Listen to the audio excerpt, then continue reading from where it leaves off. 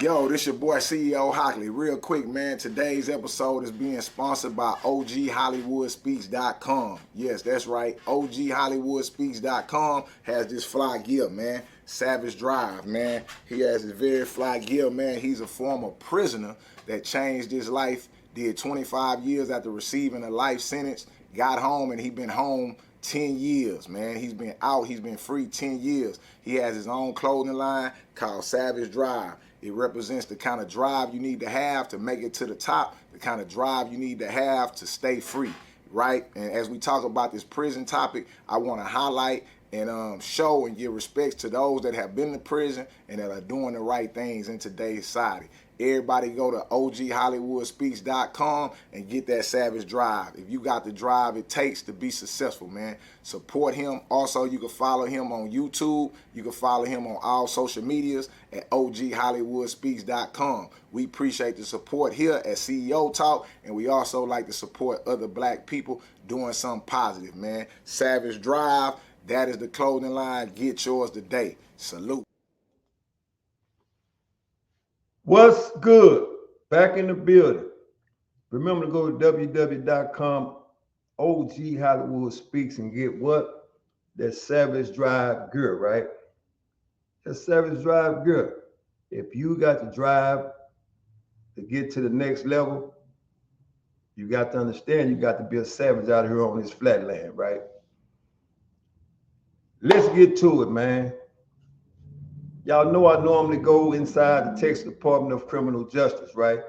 That's not happening today.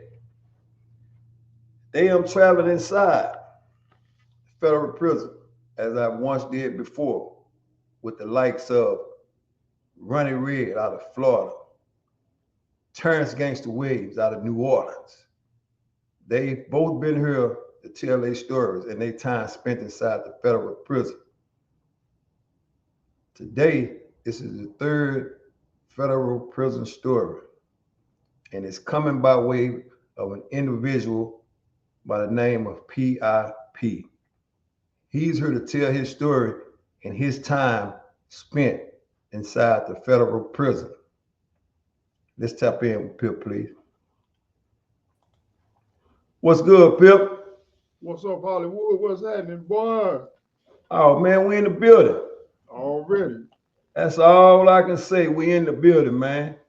So, how's it been going with you, man? Man, everything been good. Everything been lovely, man. You know, everything going well as planned.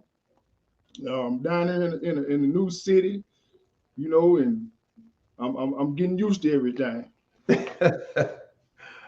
Hey, man. So, like I told the people, right? You know, I did all my time in the state.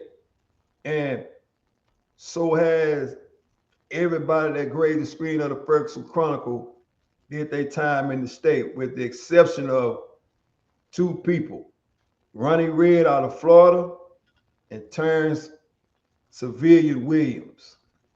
Used to be Gangster Williams, but he's Right. Civilian Williams now, right? Right. And you the third one to grade the screen of the Ferguson Chronicle, man. And you come here to tell your story, and I appreciate it, right? Right. So without further ado, man, this is what I want you to do, man. Go ahead and tell the viewers a little bit about you, man. Where you from, what led to the prison, and how much time you did in the federal prison. Hey, I reside out of Tyler, Texas. That's where I'm from. I'm from Tyler, Texas. But right now, I paroled to Austin, Texas. So that's where I am now. And back in 2000, I got caught up in a 12-man conspiracy. I was number 2 on the conspiracy. And what was so crazy about it, they didn't have no audio, no video, no drugs.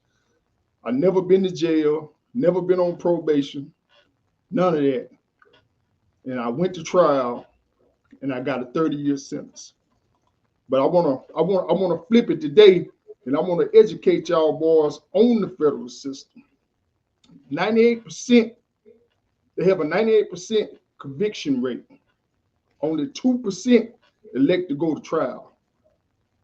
and I was one of the 2% because I felt like if they didn't have no physical evidence, I felt like they didn't have no case. You know, I was raised up on the state law, so my mind was wired, you know, for the state. So I felt like, okay, they don't have no case. But what I didn't know is that the feds can use testimony alone to convict you. And a lot of people don't know that because most people plead guilty. You won't know that unless you go to trial. And then I'm going to tell you another thing. When I got to trial and they started instructing the jury, they told the jury that you don't have to prove, the government don't have to prove that a crime was committed. So the government don't have to prove a crime. Only thing they have to prove in federal court is that all the co-defendants knew each other. And that's easy as pie. So let me ask this. So you said you was number 2, right? Yes, sir. What did that mean? That means that I was the leader and organizer. I was one of the leaders of the conspiracy. It was one guy ahead of me. And he got on the stand and testified on me to get a time cut. So, never been to prison, never been convicted, right? Right. He testified against you, right? That's correct, right? That's correct. What was the conspiracy case about? What was the intangibles of that particular case that got you convicted? Was it drugs? Was it? Yeah, crack cocaine. Crack cocaine case. And Conspiracy to deliver and you know, with the intent to sell and all that. You know how they dress the indictment, you know. So what was the amount of crack cocaine? Does it have to be a certain amount for you can be tied to a conspiracy? What was the amount of the crack cocaine that they said you was tied to and with the intent to distribute? Well, they put you in the federal system, they put you in a range. They have like a B1A, a B1B, and a B1C, and they put you in ranges. So the drug amount is in range. So the B1A range was 50 grams, you know, all the way up to 1.5 grams or whatever, put you in a certain category where you're getting a certain amount of time. So when I got sentenced, remember, there was no drugs in the courtroom. But when I got sentenced, the judge sentenced me to 10 kilos of crack based on the testimony at trial. 10 kilos of crack. Now, let me ask you this. Was it 10 kilos of crack or was it lesser? It was nothing. You know, in the federal system, we have this saying, when there's no drugs, we call it ghost dope. But the federal system, they call it relevant conduct. Meaning, because like I said, I've never been to federal prison, so, and you're here to educate those that have never been to federal prison, and you just made 2 statements, which is ghost dope. I've never heard of that. Ghost dope is dope that's not there, I'm assuming. Yes, sir. Okay. So it wasn't 10 keys at all. So from what I'm getting for you, they was making it as if you were some type of kingpin. Yes, sir. Okay, that's what I want to get to, right? So during the proceedings of your court, right? Was it anybody else involved other than you and the number one guy? Yeah, it was a 12-man conspiracy. Okay. Did all those other people go to the Fed too? Yes, sir. Everybody went to the feds. And was the time equally divided, or did some people get more time than others? I got the most time out of everybody because I went to trial. And everybody else copped the plea. Everybody else copped the plea. Okay, so let's move inside federal prison, man. What was it like for Pip that has never been convicted of a felon, getting convicted of conspiracy? What was it like for you pulling up at the federal prison? What was your mental thought? And you've never been locked up. First of all, man, I got sent to Beaumont Medium. And at that time, Beaumont Medium was one of the worst prisons in the nation. And the reason being, it was right there tied to the Beaumont Pen. And when the guys would leave the Beaumont Pen, they would transfer to the Medium.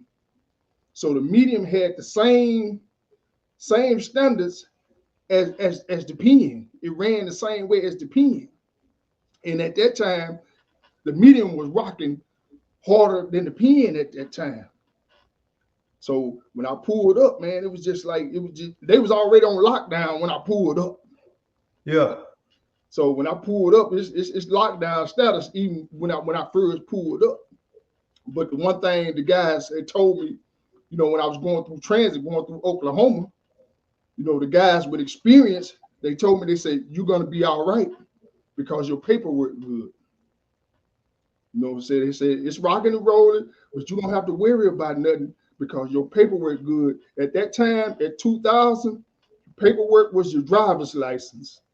And as long as your driver's license was good, you could do anything you want to do on the compound. So paperwork. Now, is that required when you first pull up, or is it something that you can show later on down the line? Okay, at that time, you had 3 weeks to get your paperwork. That was ample enough time for everybody that didn't bring their paperwork with them to get in contact with the lawyers, get in contact with the court, and have your paperwork shipped in, and then get it to the people that you need to get it to. But at that time, when I came in, they was letting you travel with the paperwork. So I hit the compound with my paperwork in hand. So as soon as I got my property, I presented my paperwork. And in other words, because I know in the state, when people come to the door, it's a form of, I guess, checking or whatever, right? Right. So is paperwork a form of checking in the federal prison? At that time, yes, it was. And who does the paperwork checking? Is it one particular person that speaks for the situation, or how does that go?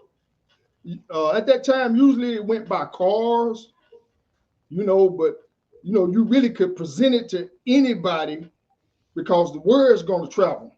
All you got to do is show one person. You ain't got to show everybody. You show one person, and he gonna take it, and he gonna take it to the whole compound. One person to take it all over the compound, and everybody know if you hot or if you good. Meaning if you hot. Explain that. Okay, in the federal system, hot means snitch. So if you hear anybody in the Fed say he hot, that means he's a snitch. And let's talk about the cars in Beaumont. What was that like? What was it like for you as a new inmate going into the Beaumont prison system? What car was you associated with, and why was you associated with that particular car? Okay, first of all, when I got to Beaumont, it was only one person there from my city. It was 2,200 inmates there, and it was only one person there from my city. So I linked up with him, you know, and me and him would chop it up or whatever. But the one thing about it, when you inside of Texas, everybody is Texas. You know, you have your Dallas, you have your Fort Worth, Austin, you have your little separate cars or whatever, but basically it's all Texas. Because if anything go down between Texas and Louisiana or DC or whatever, Texas is gonna come together. Matter if I'm from Tyler, Dallas, Fort Worth, whatever, Texas is gonna come to my aid. And when you're out of state, matters where you're from Texas is all Texas, everybody together. So I know you said that that Beaumont was one of the worst prisons, right? Right. Let's talk about some of the activities at Beaumont that made it one of the worst prisons when you was there. What kind of activity that was going on that made it the worst prison, right? Explain that. Man, it was fighting every day. It was stabbings. It was a whole bunch of race riot stuff going on, man. It was just wild. It was a whole bunch of hustling. It was a whole bunch of drugs. It was a whole bunch of everything was going on there, man. It was just like being on the streets. Anything you wanted was there. The women, the drugs, the knives, the locks and socks, everything was going down. We stayed up to 2 o'clock in the morning on the weekends, 12 o'clock p.m. During the week. So we were just out. We just roaming. We just moving. We all over the place. Everything going down. They only got one CO in the unit, and the CO. So it was jumping off. You got your dominoes, you got your cars, you got your poker, you got everything. It's just jumping. So let's talk about the cars for a minute. Beaumont. When you was at Beaumont, because like I said, as a matter of fact, how long were you incarcerated in federal prison overall? I did 20 years. Okay, 20 flat. I just want to get that out for the people. And but let me tell you this. I went to trial and got 30 years. Okay. So my actual sentence was 30 years. And in 2015, they changed the law and I got 68 months knocked off my sentence. That's a bit. Now, we're going to talk about that too. Right. Let me ask you this. So 20 years, I know you went to more prisons than just that one prison, right? Right. What was the worst car in the Beaumont prison? And the reason why it was the worst car? Well, Beaumont taught me how to be a convict. So I can't say that Beaumont had a worse car because everything was straight across the board at Beaumont.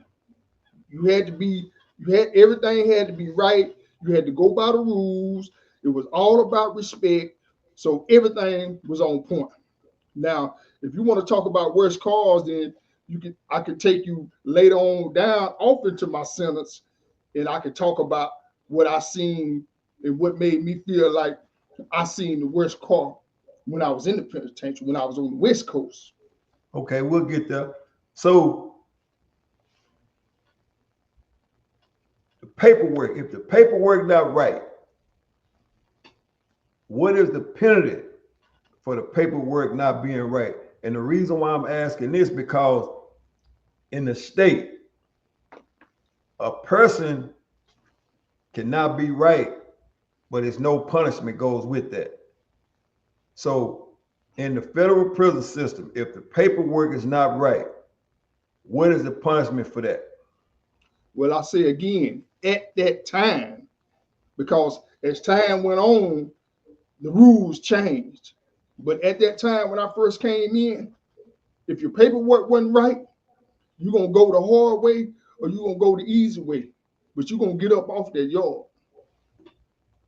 Meaning the hard way is it ain't going to end well for you, right? Right. And the easy way is you leave on your own. Either you can leave on your own or we can walk you up there to the door. And how many units were you on during that 20 years?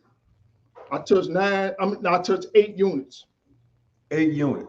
Yeah. And which one you consider to being the worst? Hands down, Beaumont was the worst. Okay. Beaumont was the worst. But the only thing I can say about Beaumont, it taught me how to do time. So I'm thankful for Beaumont because it taught me how to do time, and the rest of my journey was easy. Okay. Because I already had the rules and regulations off in me. Now, after being at Beaumont, matter of fact, how long were you at Beaumont? I stayed at Beaumont 4.5 years, and the reason why I got transferred because you remember they had the hurricane in Beaumont back in 2005, and the hurricane tore up the prison, so they shipped everybody out. We all had to go. What was the next stop? I went to Leavenworth, Kansas. Leavenworth, behind the wall. Leavenworth. Went to Leavenworth. So, from Tyler, Texas, all the way to Leavenworth, right? What was that like for you? Man, Leavenworth was a different animal, man, because, you know, at Beaumont, they had a fence, you know, so you could see the parking lot, you could see the trees, you could see. But when I went to Leavenworth behind that wall, you can't see, you only can see up. You can't see out. So every day I was in Leavenworth, it let me know that I was in prison, man. And it was a miserable time. it was miserable, man. It really was. It was miserable. So, how was it at Leavenworth as far as the cars at Leavenworth? What was that like? Okay, Leavenworth, they was finna get ready to shut Leavenworth down once they shipped us over there.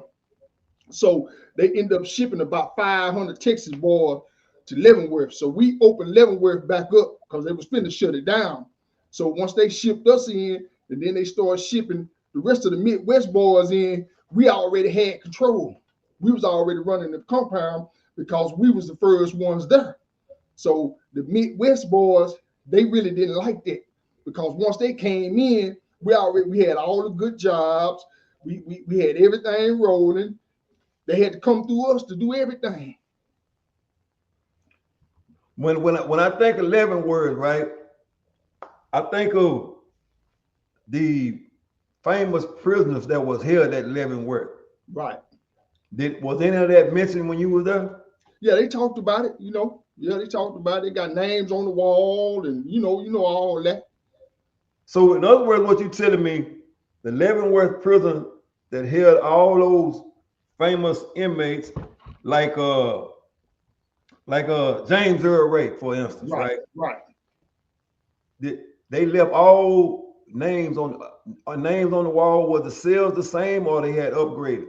No, everything was the same. It was run down, man. Everything was the same. If you had to think back at the time you was in Leavenworth, what was the worst thing you saw at the Leavenworth prison? Okay, one day, you know, any given time we could be on the yard and something break out, and you know they had the tower, so they get on the tower, get down, get down, get down. You got to lay down wherever you at. You got to get on your belly, and if you ain't on your belly, the law gonna come through and put you on your belly. So I remember one particular day, these two guys they was fighting, and they said, "Get down, get down." They let off a warning shot, so everybody got down. But the two guys that were fighting, they didn't want to get down because one didn't want the other one to get the upper hand on him. Yeah. So all of a sudden, I see the police. We had one black police. He was an older dude, man. He didn't care about no inmate at all. He treated all of us bad. So he was coming through, walking toward the fight. He had a baseball bat in his hand. And once he walked up to the fight, he swung the baseball bat and hit the dude in the back of the head and flatlined the dude, man. And I think the dude died. So listen, Leavenworth is the same prison that Michael Vick was held at. Right. Michael Vick got his time. Michael Vick was at the camp. You know, Okay. they got the pen and they got the camp. Let's talk about the camp. What does the camp consist of? The camp is where, you know, you got a whole bunch of freedom. You know, you don't have a fence. You can go outside and work. You just have a whole bunch of freedom when you're at the camp. You know, when you're at the low, you at the medium, you at the USP, you at the high, you behind a fence or you behind a wall. And you don't have as much freedom as the camp do. So Michael Vick had it easy. Basically. He probably could have brought a dog up in there with him. That's how sweet it was. That's why I said Michael Vick had it easy, right? So we got Beaumont, we got Leavenworth. What was that third prison system? Well, let me tell you this, man. One thing, like bad as Leavenworth was, that's why I ended up getting my stripes from. Okay. That's why I ended up being announced as one of the shot callers. You know, because we end up having at first we had two guys running the show, and that didn't work out for the call because we had one that liked to talk and we had one that liked to go, which was good because, you know, we had two heads. One could talk if something needed to be talked out. We had somebody that could talk it out. And if something just needed to be handled, we had one that was on go. So it was good. But one of them ended up leaving, and then the other one started taking advantage of his power. You know, he started doing things outside of the car. So we come together and had a meeting, and we fired him. So we decided that we was going to have a 9-man committee, like the Supreme Court, because there was so many of us. You know, no one or two people couldn't really call the shots for everybody because it was so many of us. So we ended up having a 9-man committee, like the Supreme Court, and I got elected on the committee. So that's how I started my shot caller's journey. So I understand in prison there's a lot of politics, right? Right. So now that you became the person, you know, as a shot caller, what were some of the things that Pip had to do, even though if he didn't want to do it? What were some of the things you had to do when people didn't follow the rules and regulations of that particular car? I had to help make decisions that I didn't want to make. You know, let's just say somebody might owe some money, you know, to somebody in the car or outside the car or whatever, or they just violating all the way across the board. And I got to get them off the yard. I got to make the decision to get them off the yard, even though I might not want to. But, you know, you got to go by the rules and regulations because our whole motive is to make sure don't nothing happen. Everybody get home safe. And we don't have no riots or nothing. That's our sole priority. And I have to make sure everything is straight. Everybody is safe. So I have to make some decisions that I didn't want to make. So at any time and point that you see anybody that you knew personally from your neighborhood in the world? I think I ran across one guy from my neighborhood when I ended up going to the low. Yeah, one I didn't know him, but he knew some of my people. Okay. So once people come in, like I said, once people come in a federal prison, right? Nobody gets a pass unless I'm still on that paperwork situation because I'm going somewhere. Okay. Nobody gets a pass, right? When you was there, nobody got a pass. And I say this again, at that time, nobody got a pass. But you know, as time goes by, things change. So go ahead. So after so many years, the system started getting overpopulated with snitches. So now the snitches is the majority. So, you know, in most cases, majority end up ruling at some point. So that's when the game started turning around. Plus, in 2005, The staff put up a memo on the wall saying that if anybody touch any of these informants, you're going to get more time. And that's when guys started backing up. Hold up. Because I know in state penitentiary, right? They changed the game when they put protection situations in place where it was the Safe Prison Act, where they put a little rat on the wall. Right. Right? Right. And they had a thing where you can dial in or drop something in and get this person up, right? Right. That changed the game in state prison. So what you telling me, the federal prison did something similar to that. So it can enhance the snitches so they won't be messed with. That's what you telling me. Right. And it was placed on the wall. Placed on the wall. That's when things started to change. And they went around and started taking up paperwork. They started searching everybody's house. They looking for paperwork. If you got your paperwork, they taking the paperwork. Because the paperwork is the one thing that's keeping these guys getting messed off. So they're saying if we take this paperwork, maybe we can save some of this drama, some of this violence. So they went around and started picking up all the paperwork. So they felt like if they don't have this paperwork, then they won't know who these guys are. So when they went around and started taking the paperwork up, what would the other people in the cars do? Now, how was paperwork provided then once a man come in if they was taking it? What was the situation with that? Okay. In prison, there's always a way. There's always a way. So they started making guys write letters to the courts and getting your docket sheet. And then another thing they started doing in the federal prison, on your clothes, you have your name tag and your number on your shirt, and you have a name tag and your number on one of your back pockets. So a guy might walk up to you, because I used to do it. I'll walk up to a guy and just be, if I want to know something about him, I'll walk up to him and play like I'm conversating with him.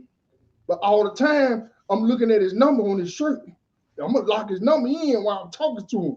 When I get through talking to him, I got his number. I'm going to go to the phone. I'm going to call baby. I'm already talking in code. She already know what it is.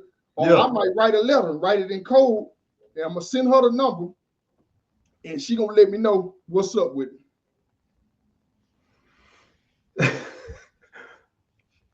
Hey, man, like I said, you educate me. I ain't never been to the federal prison. You the third person that came on here telling the federal story, right? And like I said, we going down through that.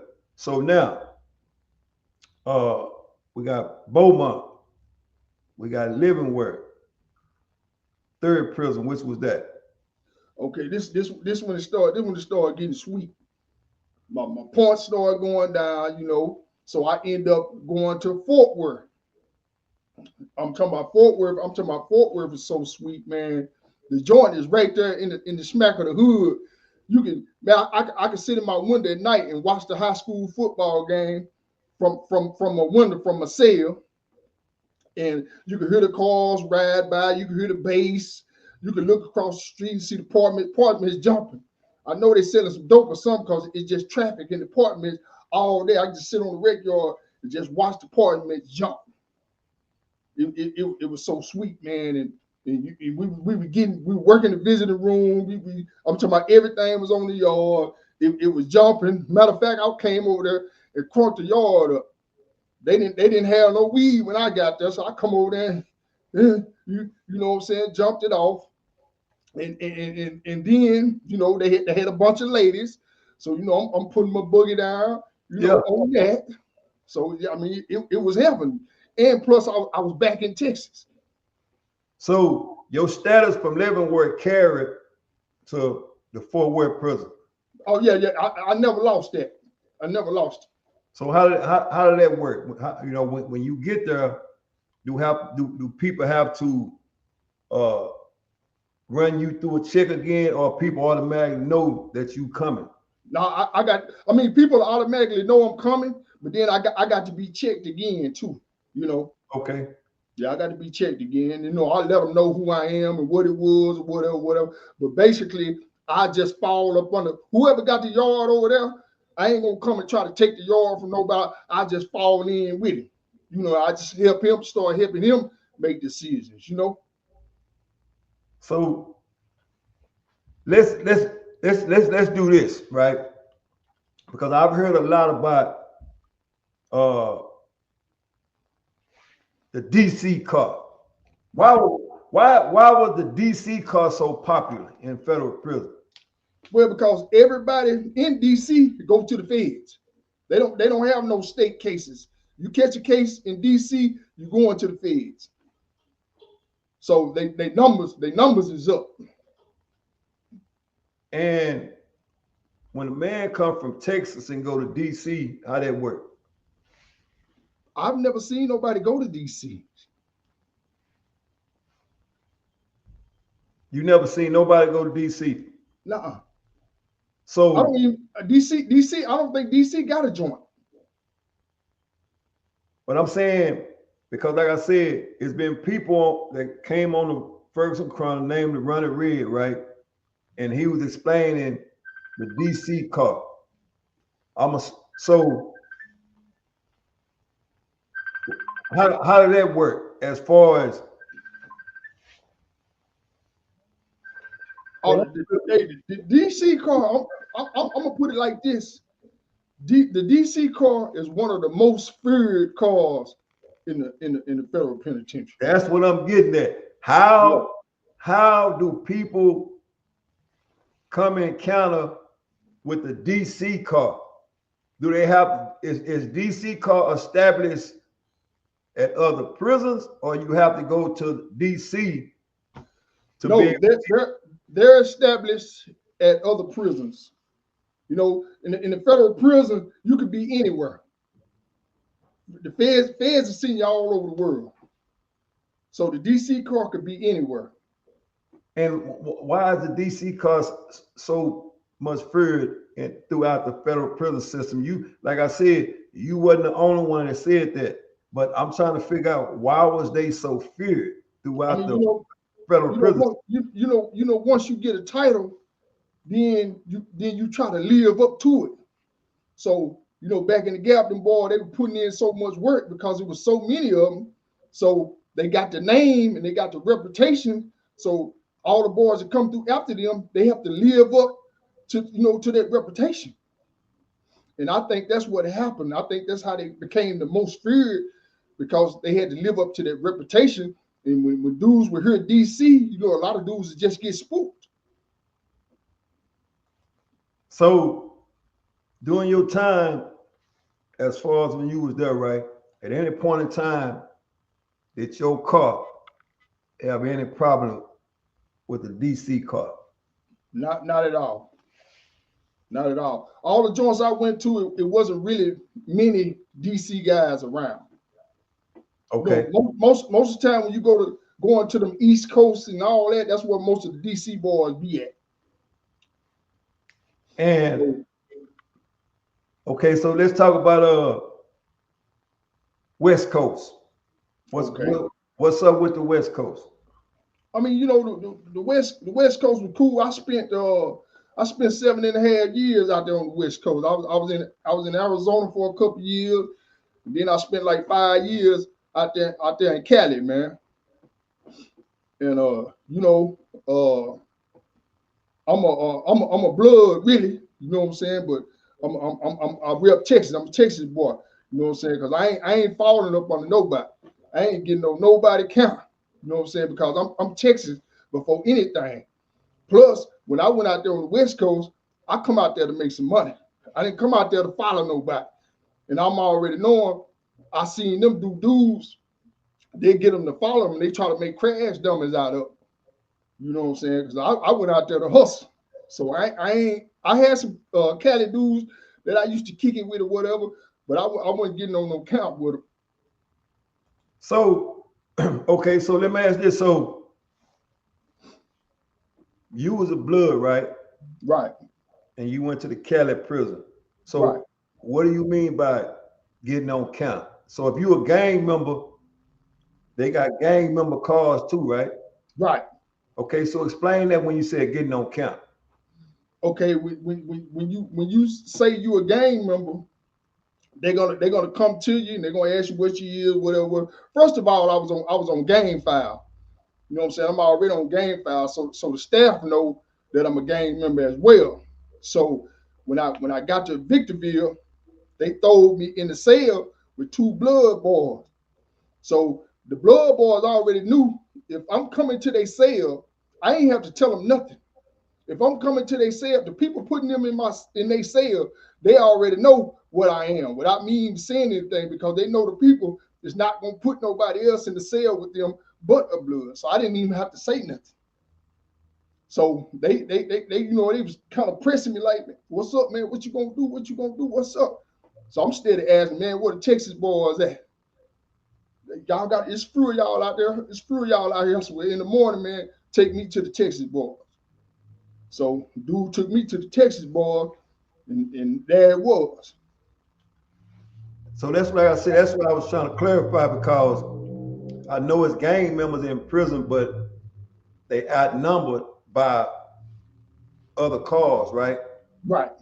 Okay, so what happens if a situation occur and you got the gang members and I guess people in the other car? Do they who come to the gang member aids? Like you said, they came to your aid. Who come to the gang member aid?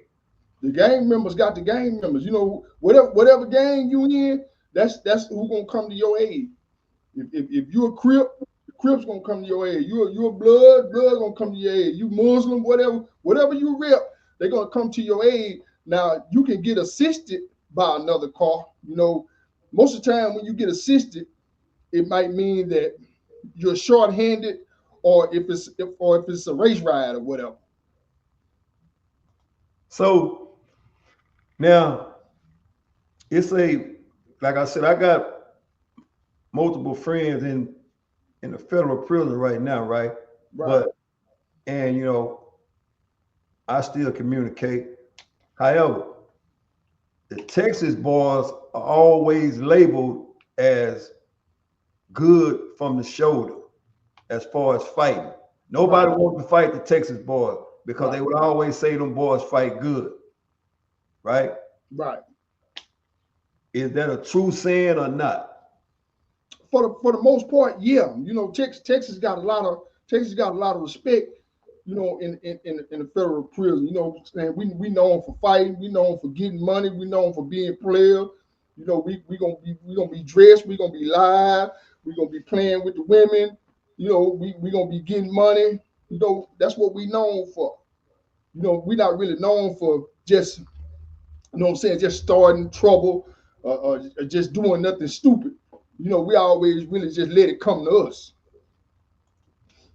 And let's talk about this here, Pip. So, uh, the yard. What are some of the things that you when you were there that you normally see on the yard every day? As far as with is it sections that the different cars stay in, or it just mingling throughout the yard? How does that work? Now, when you go to I'm gonna tell you, man, when I made it out to Victorville, I think it was only like 7 or 8 Texas boys out there. So the dude that was doing the speaking, I asked him, I said, man, where I spot at on the rec yard? He said, man, we ain't got no spot. We ain't got no spot. You know, every joint you go to, you got a spot on the rec yard. You know what I'm saying? Because you need your spot where you can handle business. You know, boy might want to smoke cigarette, might want to get high. You know, you might want to have a meeting or whatever. You got to have your spot. So when I made it out to Victorville, they didn't have a spot. So you know, I'm tripping. I'm like, so okay, I slide out to the rec yard. I scan the rec yard. So I see a little area that nobody was in. So I scan it. So when they call a move, I go back in. I come back out there the next day, scan the yard, that same spot. was open. So I go back, I come back out the next day, it was open again. So I went over there and sat down. You know what I'm saying? So I sat there for a couple of hours, I left. I come back the next day, I tell the homie, I say, man, come out to the rec yard with me. I said, I think I found us a spot. Come out there and sit with me, because we got to get us a spot. So come out here and sit with me. So the homie came out there and sat with me.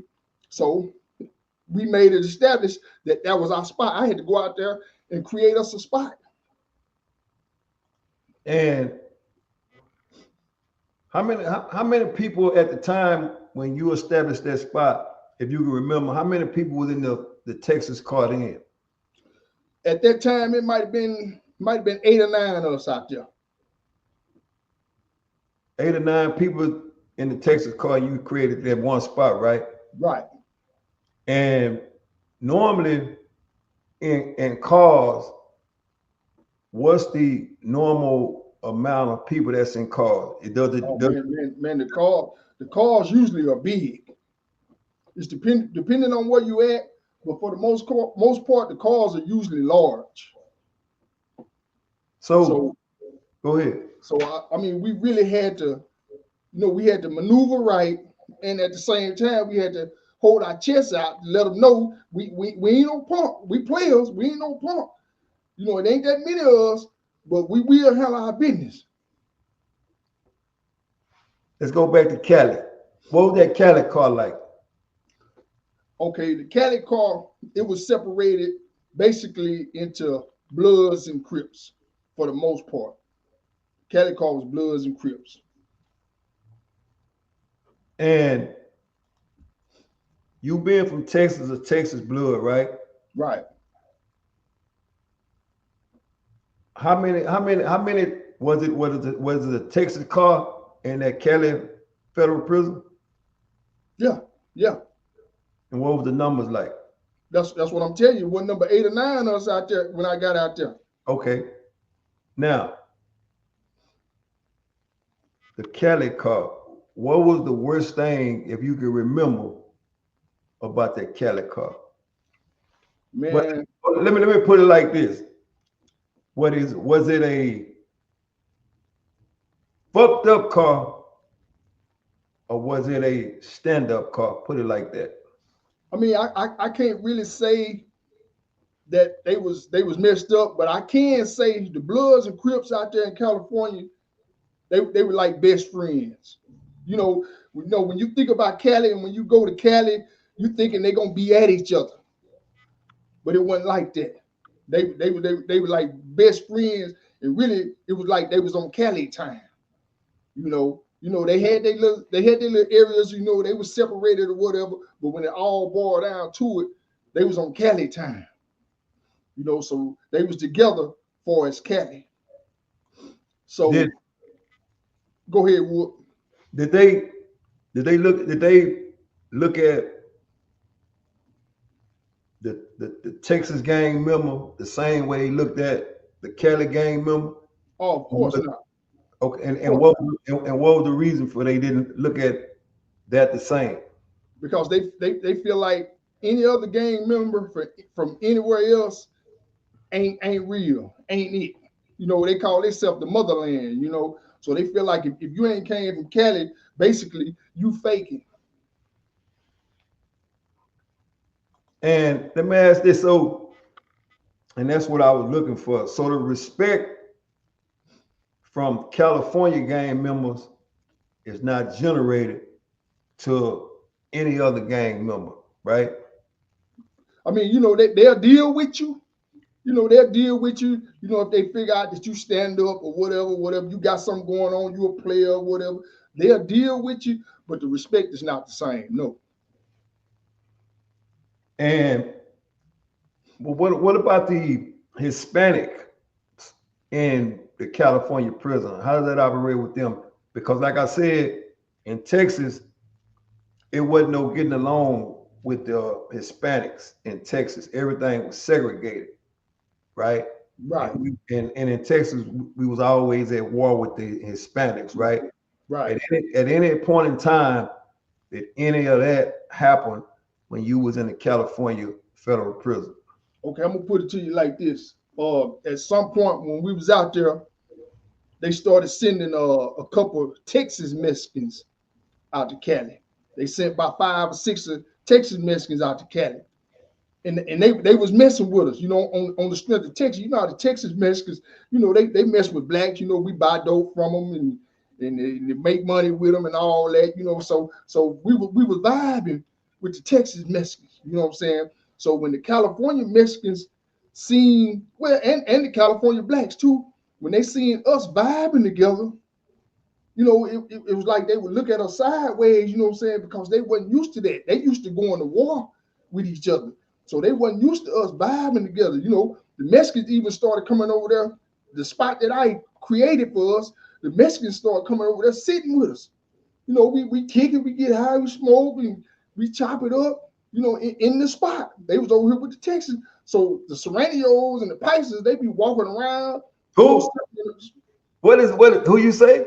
Serranio and Pisces. What is that? Them two Mexican gangs. I mean, like the reason why I ain't never heard of it. Right. And that's why I said it's good knowledge for you coming over here giving that. So right. Those two groups were different gang groups, right? Right. And you say they didn't like the fact that the Texas Mexicans was kicking it with us. Yeah. So when they're on the West Coast, the Texas Mexicans fall up under Serranios. That's who they fall up under. Yeah. So at some point, they end up getting next to the Texas Mexicans and telling them, y'all got to stop hanging with the niggas.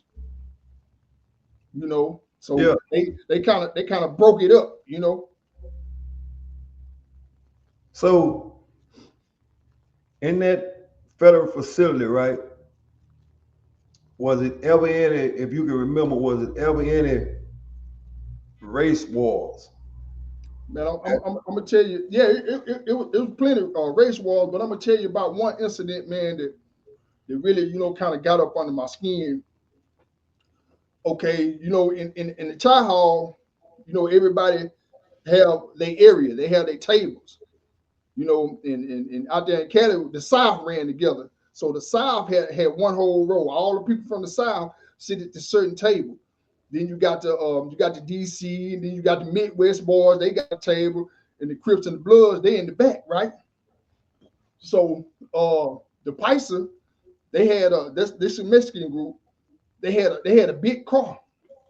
So they started bringing a lot of Mexicans in. So at some point, they had so many Mexicans that all the Mexicans didn't have nowhere to sit.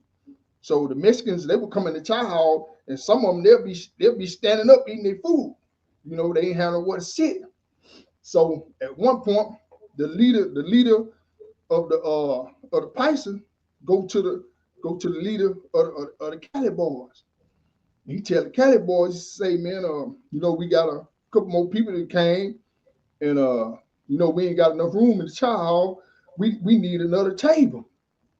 So they said, we need that table that the Midwest boys got. So the Cali boys go to the Midwest boys and tell the Midwest boys, hey man, the Mexicans say they need that table. So the Midwest boys was like, where we gonna sit at? So the Cali boys was like, shit, we don't know. So the Midwest boys was like, hell no, we ain't getting up our table. Them hoes can sit on the floor for all week here. You know what I'm saying? So the Cali boy was trying to talk the Midwest boys into giving them the table, because if the Midwest boys don't give them the table, it's finna go up. It's finna be a race ride. So all the other blacks, Texas boys, DC, everybody, don't get them whole nothing. And the Midwest boy like, we ain't giving nothing. If it's up, it's up. But the Cali boy was trying to talk them into getting it up. Yeah. So the Mexicans, they give them an ultimatum. They say, let's just say Monday evening, child. If y'all at that table, it's going down. So Monday evening at the child, I don't even go to eating the child, but I went to eating the child this day. So everybody, we fall up and eating the child because it's supposed to go down. So all the blacks up in there. So the Mexicans, they coming in. Now the Mexicans, they standing up eating their food. The blacks sitting down.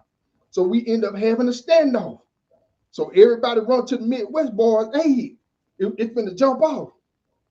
Man, the Cali boys, all the Cali boys, the Crips, Blood, all the Cali boys walked up out the chow hall and left us in there with all the Mexicans. They left all of the Texas boys in there with the Mexicans. It wasn't just Texas, New York, DC. All of us were riding with the Midwest car. We on some black time. Yeah. Yeah, but the Cali boy walked up out the chow hall and left us in there with. And luckily, man, the Mexicans really were pump faking because they thought the boys were just gonna give it up. But when they seen we all had a standoff, we come to their aid, they buy it down. So what was the end result when them boys left the chow hall? Was there a repercussion consequences for that? Okay, they come to all us in a meeting type setting because you know now the staff done got involved in all this, so they come and talk to all us, and the leader of the Cali boy was telling us, hey man, California is a Mexican state. They run California. Y'all when y'all leave, we got to live out here with them. They be killing our kids, they killing us. And we got to stay out here with them while y'all gone. So y'all don't need to be causing no problems for us. And then y'all gonna leave. Oh, okay. I see what like I said. I see what's in other words, they was like you said, they more friendly with the Mexicans, right? Versus really their own kind because of the numbers. Right. So I picked that up real early in the conversation, you know. Right. Let me ask you this. So federal prison, man, used to be a thing where people go to prison and a dude get out. And he said, well, yeah, I just got out the feds. And people label him as having money, right? Right. What is the difference now? What is all included in the feds other than people going for big drug cases and things to where when people get out, people label you as a money haver because you've been to the feds. What is the difference now? Man, the feds start picking up everything. They want to fill them beds up. They don't care who it is. They picking up dope fiends. They picking up every case. And when I was going through my trial, I figured out that the prosecutor has the authority to charge you wherever she want to charge you. She can take you to the state or she can take you to the feds. It's up to her or him or whatever. So they have that choice. So most of the time they'll send you to the feds if they feel like they can get more time out of you, or just say you might be a state baby or whatever, and you catch a case and it requires for you to get more time in the state, they'll just send you to the state. So it's really based on the amount of time that they can give you because they want to get the most time out of you as possible. And it's a stigma that be set on guys in the feds, right? Because it's a guideline they go by, which is a sentencing guideline. I know that much, right? Right. I want to touch base on this for a minute, right? Right. Okay.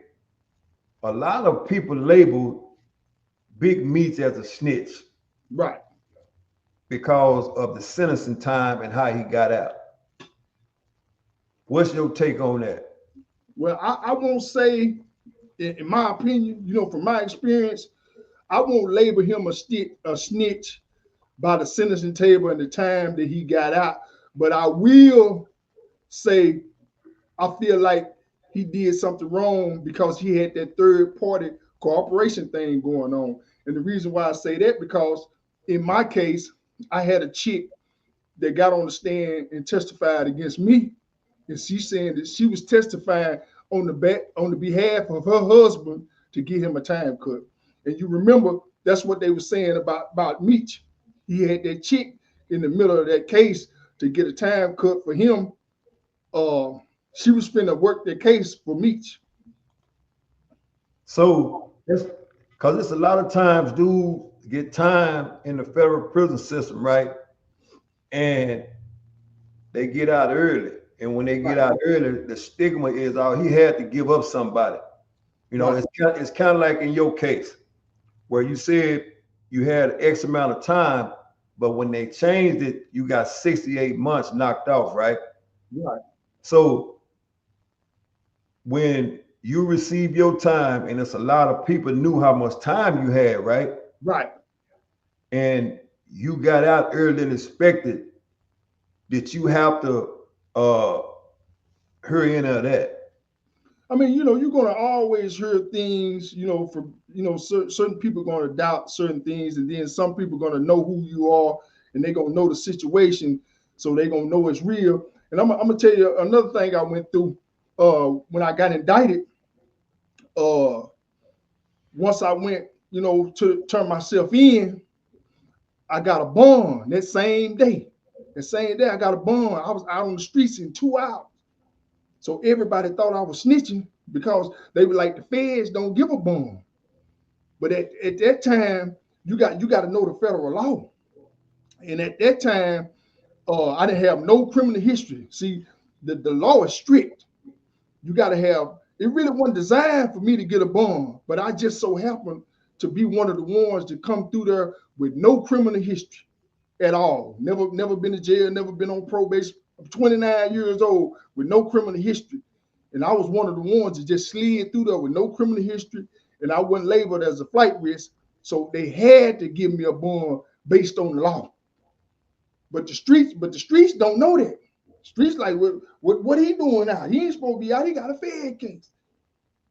But now I think the law is a little bit different because I've been seeing a lot of boys get bonds that got murder cases before and all kind of shit. So it's a little bit different from when I went in. But when I went in, your record had to be clean as a whistle. Yeah. And you couldn't be a flight risk, and you could get a bond. That's why I said, so like I mentioned a few minutes ago, people used to go to federal prison and people look at them as, boys with money. Right. But now when you go to federal prison, it ain't no different than going to the state prison. Right. You got everybody that's in their mama in federal prison. Right. And has the sentencing guidelines changed since you've been? Have that changed any as far as the time that you get with the people? Just say, for instance, with a person that's been convicted of a felony and they get a case where it's considered a federal case, do they still go by those particular guidelines? Most of the time in the feds, the laws change, but they don't change like every year, every 6 months. It's usually 5, 6, 7 years before something will happen. But the laws do change in the feds. It just take a long time for them to change. And when they let people out, they just ease you out. It's like a slow leak. They ain't gonna bust it wide open. They're gonna ease them out slowly. So let me ask this. So conspiracy, right? Right. Is that particular case is the most popular case that the Fed indict people on now, because it's an easy case for them to indict you on? Is that the reason why they do that? See, they really use conspiracy as a bargaining tool. Because everybody hear conspiracy and they just get spooked. Oh, conspiracy is really nothing. It's just a bargaining tool. Just say, like, you might have one count conspiracy, and then your second count might be 5 grams. They'll tell you, okay, we're going to drop the conspiracy if you go ahead and just plead to this 5 or this 10. You know what I'm saying? The conspiracy is just a bargain. Now, like, I went in with a 1 count conspiracy. Okay, they don't have no drug amount. They don't have no drugs, so they have to use circumstantial evidence from people testifying to get the drug amount. Because if they didn't have nobody to testify, I walk up out of there. So let's talk about this, man. It's a lot of dudes that go to federal prison and get federal educated on the regulations of the guidelines of federal prison, right? Right. So when people go in there and they get out, Because a lot of people go to federal prison and get out. Now they know the federal rules and regulations of the law. Right. Why is it that? I mean, because guys go in there, because I did it. Once I got up in there, man, all I did was went to the law library for 4 years. What stopped me from going to the law library, I was shooting so many motions up in there, man. They said, we're going to fine you $5,000 if you throw another motion up in here. That's the only reason why I stopped. So, you go in there and, the law library is open all day, every day. If you want to get the knowledge, it's open all day. And I used to just go in there and just read. And I started helping other people, you know what I'm saying, that didn't have the knowledge. Yeah. Because when you go in there, man, you need to get that knowledge, man. You need to get that knowledge, that free knowledge. You need to, even if you can't help yourself, you can help somebody else. 20 years is a long time to be anywhere, man. Especially held against your will. And shout out to you for even making it through that. Because like I said, you was in there when it was a trying time. But as you say now, things have changed. Right. And federal prison more now what's housed there is a bunch, like you said, it's they protect the snitches now. Hey man, it's like the county jail now, man. Like when I went in there, man, you was elite. That nigga had ice cream and soda machines, we eating steak and shrimp, and it was love. Now it's like the county jail, man. They feeding you slop and everything. Yeah. And so let me ask this: so 20 years in there, how long you been out? This year, June 30th, be 5 years. Damn, you ain't too long ago got out of that joint. No, I still smell it. So let me ask this, man. So 5 years out, what are some of the things that you've seen change since you've been out? Hey man, when I got out here, man, if it weren't for my wife, I'd be back up in there, man, because I didn't know nothing, man. You gotta have that support. If you don't have that support, man, you going back because you've been down there a long time. You don't know nothing. You don't know what to do. When she handed me the phone, I didn't even know how to turn it on. I'm at the halfway house. I told the dude, man, turn the phone on for me. He started laughing. So he turned the phone on for me. Then when he turned the phone on me, I said, how I call out? I don't even know how to call out. That's how far behind I was. We had phones in there, but we were messing with the flip phones. So I gotta ask this question right here, man. That particular case you got, right? Right. And I know dudes sometimes be feeling like they are drug kingpins or whatever they want to call it, because they have, I guess, street work. I call it street work. Right. Versus the real work. Right. Right. It's a difference between a peddler and a kingpin, right? Right. From your perspective, because nobody can tell that but you, right? Right. When you was doing what you was doing, right? At any time and point, now that you did that 20 years, do you feel like it was worth it? It wasn't worth it at all. It wasn't worth the time because the run I had didn't equal up to the time I spent. I only had like a 5-year run, you know what I'm saying, strong run in the game. But I did 20 years in the penitentiary, so it didn't weigh out. No, it wasn't worth it. And I always say this with dudes that sell work. The man that recognizes that he has to have an end game is the man that wins. Right. Just like you just said, you had a 5-year run, but you never had an end game. Right. How you was gonna end it. Right. So the game ended it for you.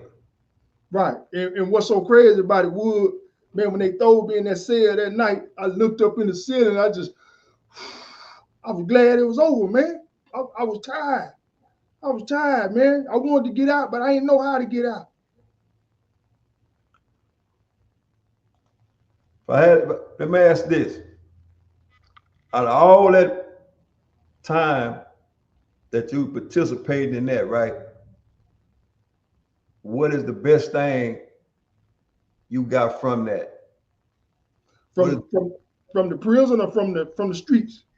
From your street, your street situation, out of that whole ordeal, what is the best thing from a positive standpoint that you learned from that? The thing that made me feel the best, man, was being in a position to be able to help. You know, I'm the type of guy, man. I'm all about helping. And it made, even though I was doing wrong, it made me feel good to be able to help people that needed help. And that's what made me, I guess I could say it motivated me to keep going. You know, first of all, I want to take care of me and my family, but then on the other hand, man, I would have people come to me, man, that don't even know me, but they know I got it. They come to me crying, needing money, needing this. I would just give it to them, man, because I had it. Now, I got to ask this because people a lot of times say, help the community, right? Right. Or give back to the community, right? Which is a double-headed sword. Right. I like to call it double-headed sword. And the reason why, on one hand, you will give back money, right?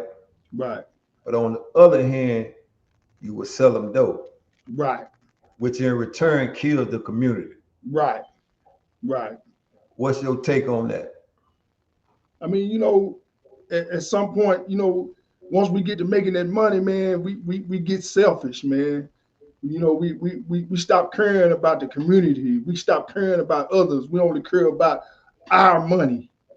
I mean, we can sit there and watch them going down, and we serving pregnant women. We serving everything, man, because we don't care.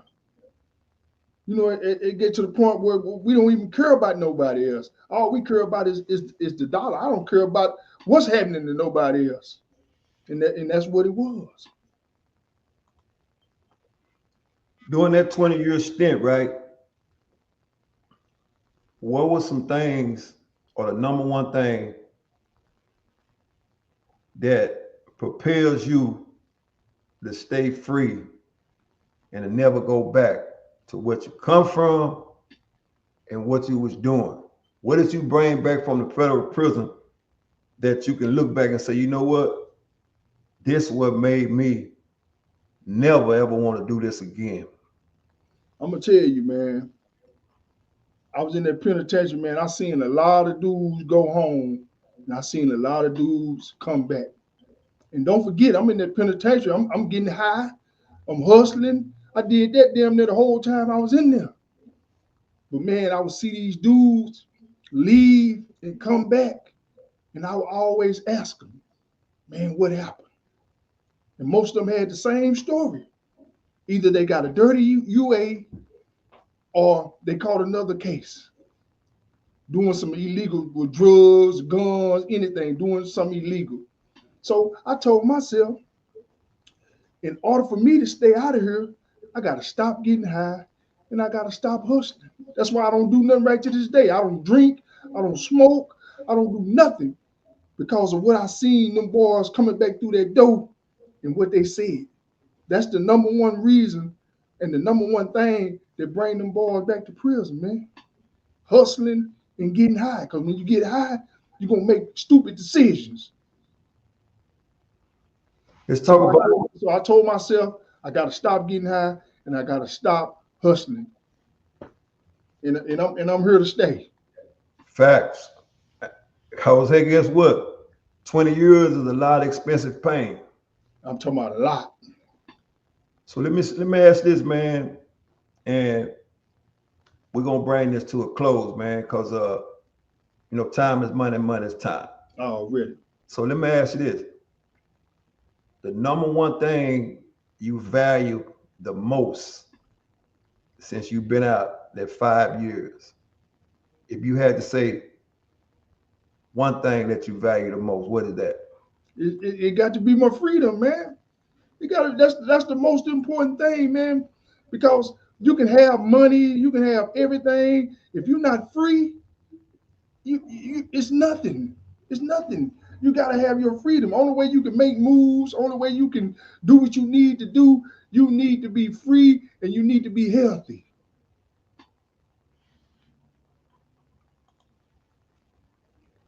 Advice. You qualified to give it because you did 20 years in a system that you've seen people filter in and out, right? Right. What would be your advice to a man that's in the streets now, that's in the game, that's having success with no end game? What would your advice be to that person? You got to find your end game, man. You got to find something to put your money into that's legal. You got to go legit, man. That's the only way you're going to make it. You're not going to make it doing illegal things, man. You're not. It don't matter how long your run is, how short it is, you're not going to make it. As long as you're doing something illegal. So you got to take that money and invest it into something. You got to find you a lane, man. You got to find a lane, a legal lane. Real life people, real life stories, man. We got Pip in the building, man. 20 years in the federal prison, man. On nine different occasions, he's seen it. And and you know, he here again his story, man. And if you don't get motivated from this, you won't. And like I always tell people, man, that my story won't help nobody. Your story won't help nobody if they don't want to help themselves. Right. Because there was people that had stories before us. Right. And we didn't pay no attention. Right. We had to go through it in order to get what we need out of it, right? So, like I always do, man, I always let the person that's on here giving his spiel, close it how he want to close, give a shout out to who he want to give a shout out to, and end it on their note, man. And the day is no different, man. This is the people's channel. Without the people, it wouldn't be no channel, man. So I appreciate you for coming here, dropping some jewels on the ground, man. Anytime. Let me ask you question, man. And like I said, close it out on a note that you want to close it out on, man. And with that being said, man, go ahead and close it out. Man, I want to shout out first of all to my wife, man. If it wasn't for her, I wouldn't be where I am today. She kept it solid with me ever since she come into my life. She kept it solid with me 100. My sister, my family and friends, all the people that sent me letters and emails when I was in the penitentiary. Everybody that showed me love when I got out, man. I had a lot of love, man. I had a lot of unexpected love. I mean, people was coming out of the woodworks, man, just showing me love, man, and they helped me get to where I am right now today, man. And I just can't wait to be able to get in a position where I could show love like people showed me love when I got out.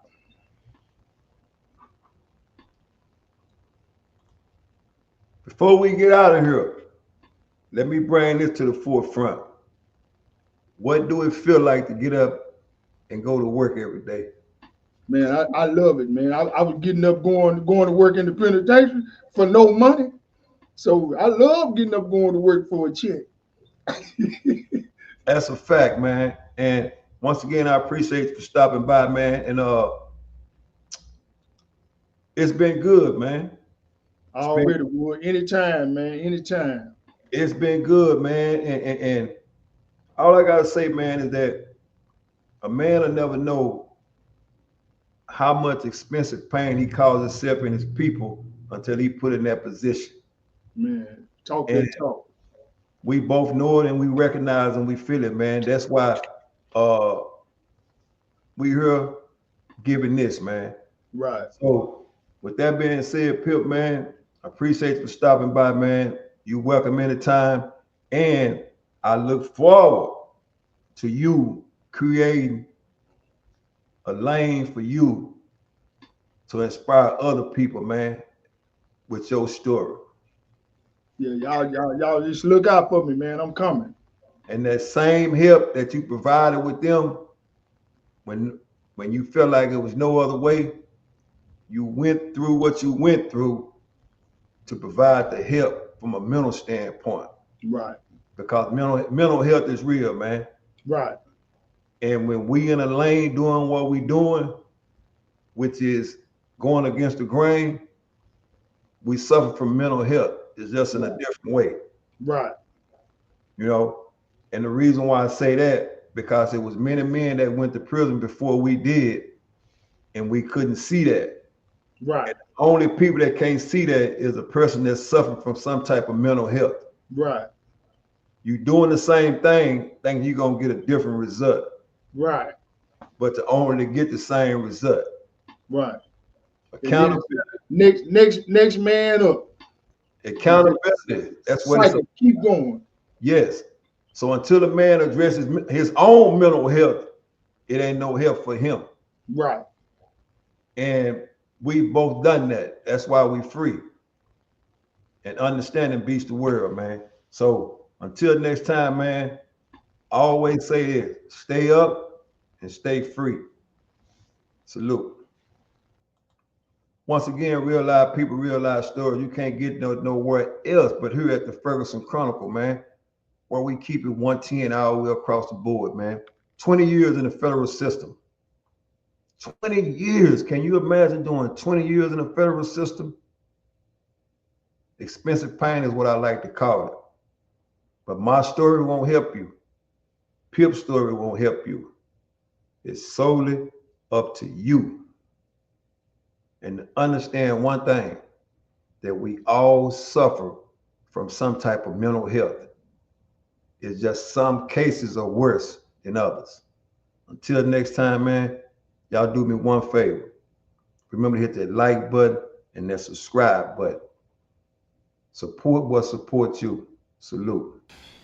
Yo, this your boy CEO Hockley. Real quick, man, today's episode is being sponsored by OGHollywoodspeaks.com. Yes, that's right. OGHollywoodspeaks.com has this fly gear, man. Savage Drive, man. He has this very fly gear, man. He's a former prisoner that changed his life, did 25 years after receiving a life sentence, got home, and he been home 10 years, man. He's been out, he's been free 10 years. He has his own clothing line called Savage Drive. It represents the kind of drive you need to have to make it to the top, the kind of drive you need to have to stay free, right? And as we talk about this prison topic, I want to highlight and show and give respects to those that have been to prison and that are doing the right things in today's society.